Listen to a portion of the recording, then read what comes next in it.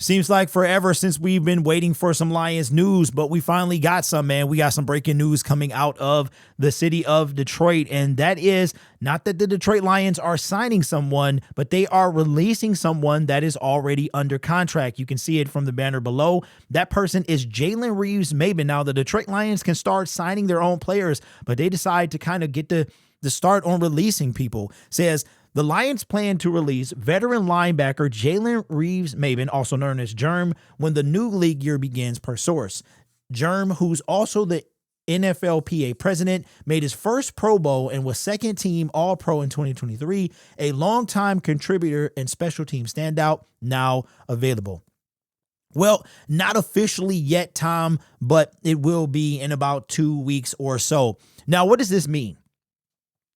As far as the cap, and we'll go over his numbers, stats, and cap implications in a minute, but does this mean that the Detroit Lions are trying to bring in a quality linebacker? Now, no disrespect to Germ. He was like the highest paid special teamer. It was like the highest paid special teamer in the NFL or something like that. You guys know what it was.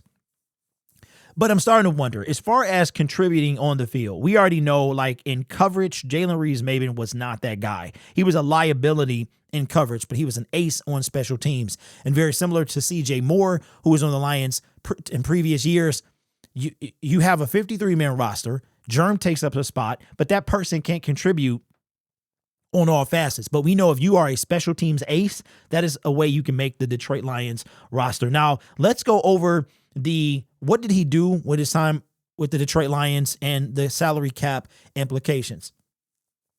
30 years old, basically has spent his entire career. We actually drafted him in 2017, not 2017, but 2017. He spent his entire career with the Detroit Lions, but 1 year, which was 3 seasons ago, before the Houston Texans got good.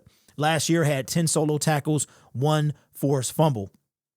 Played in 10 games. Don't forget, he had a neck issue. He was placed on injured reserve, and that's where missing those 7 games are coming from. Now, if we also go to his cap implications, Jalen Reeves-Maybin was scheduled to earn a base salary of $2.7 and a roster bonus of $500,000 while carrying a cap hit of $4.7 and a dead cap of $2.7 million. As far as his salary cap percentages with the Detroit Lions, it was simply 1.7%. So this wasn't, in my opinion, a salary cap saving move. This is not why this was done.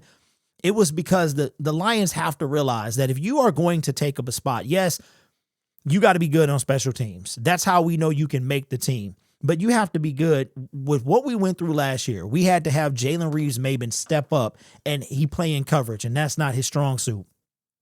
So I'm sure the Detroit Lions realize what they have to do going forward, and I think that means that they could be eyeing a linebacker, whether it's in the draft or the free agency. If you look at yesterday up until today, which was the first day of workouts yesterday, they had interviewed nothing but defensive linemen and linebackers. That's the only people up through Wednesday that they had met with for interviews, which tells you that Brad Holmes is very aware that he needs to get this position hunkered down. So there's the breaking news, man. Finally, some news coming from Detroit that the Lions have decided to release when the new league year begins. So pretty much it's a done deal.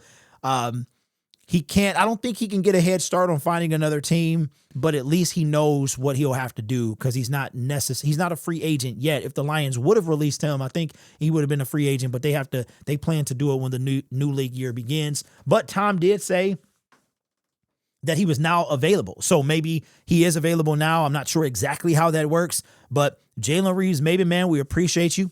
Thank you for being with us. And it was weird. He actually signed a 2-year deal with the Houston Texans, and then they wind up releasing him, and he came back to Detroit. So let me know what you guys think. This channel is made possible by viewers, subscribers, and members just like you.